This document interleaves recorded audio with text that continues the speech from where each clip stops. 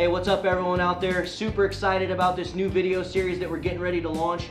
We had the opportunity to get out with Cameron and do a little bit of anchor teaching. And we know a lot of this stuff might be basic for some of you guys and gals out there, but there's a lot of people, and as you guys know, I'm sure you'll have some funny comments below, please give them to us, of how crazy anchoring can be out on the Columbia, right Cam? Absolutely. There's definitely some steps that you need to take in your setting up of your anchor and actually of dropping and pulling your anchor that can be super important because it can be a dangerous operation out there for sure. Exactly. So in this little series we filmed 3 videos. The first one's going to be just basically setting up your anchor, and this is all with Cameron and his boat, so it's in perspective from him. There's lots of different ways to do it. I'm sure there's lots of different opinions that everyone has on it, but this is just going to be the basic how do I get going in the Columbia or bigger rivers in general. First video coming up is setting up your anchor, right? Setting up your anchor, and then we're going to do followed by dropping your anchor, and then we did a video on pulling your anchor too, and the important do's and don'ts on how to do it and how to stay out of trouble doing that. Perfect, which you can get in a lot of trouble doing that. So make sure you guys subscribe, hit the subscribe button. It's our addictive logo down here in the left-hand corner of the screen. Subscribe. Follow along, share with your family and friends, or if you just see an idiot out there that doesn't know how to anchor, share it with him as well. We'll see you on the river. See you on the river.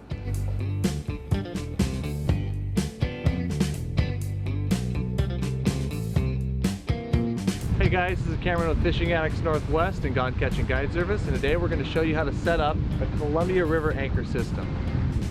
Alright, so starting with the anchor, the most common used on the Columbia River is a rocker style anchor that's attached right here where the T-support is versus just being tied right directly to the end of the arm.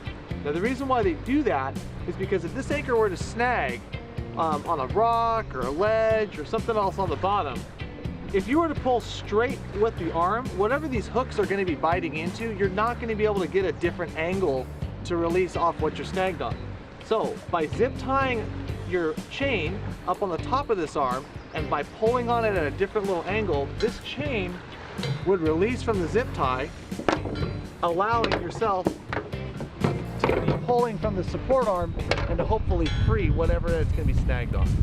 Now when attaching the chain to the anchor, you're going to use 2 to 3 heavy-duty zip ties. Now of course you want the zip ties to release when snagged, but you also want something that's going to be strong enough to where it's not going to be breaking on you when you're trying to drop it and anchor into your spot.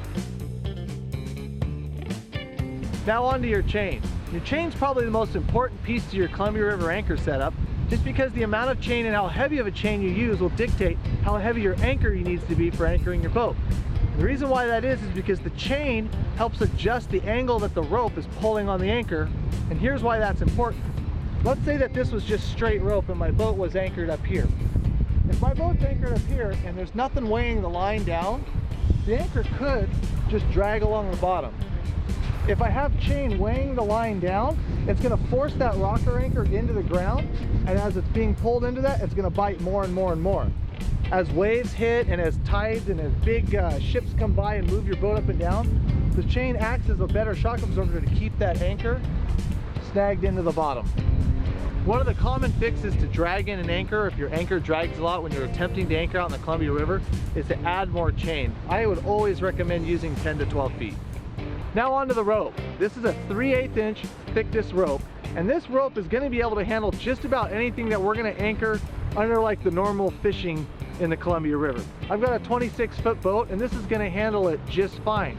If you go into the thicker ropes like 1/2 inch and 5/8, you're going to have to allow a lot more rope into the water because the amount of drag that extra thicker rope puts on your anchor will cause it to maybe not hook on the bottom and drag a little more.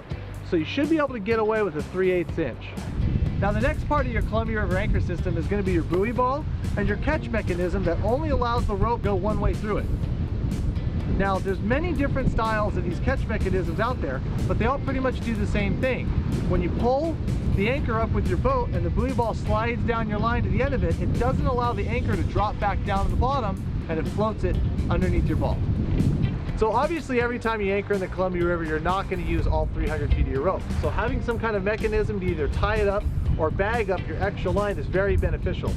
You just want to make sure that whatever you do, you have either some kind of flotation in your bag or an extra buoy, so that if you have to release off anchor to chase a fish or go to the bank or do whatever you're going to do, that when you come back that this stuff is going to float and it's easy to grab to tie your boat back up to. Anchoring on the Columbia River can be an extremely effective way to catch fish year-round out here.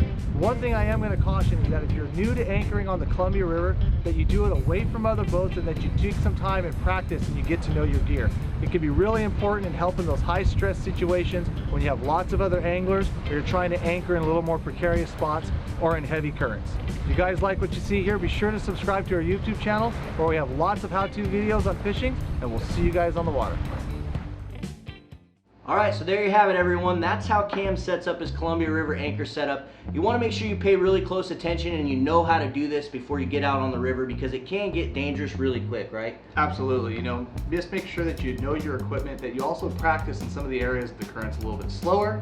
And keep in mind too that the catches and the releases and the rocker anchor that I use, there's lots of different styles that will work for you, but getting your equipment is paramount to staying safe on the water. So recommend going out, trying it a couple times, which is now what we're going to teach in the next video, right, is dropping your anchor. Dropping your anchor. And the Perfect. do's and don'ts. See you on the river.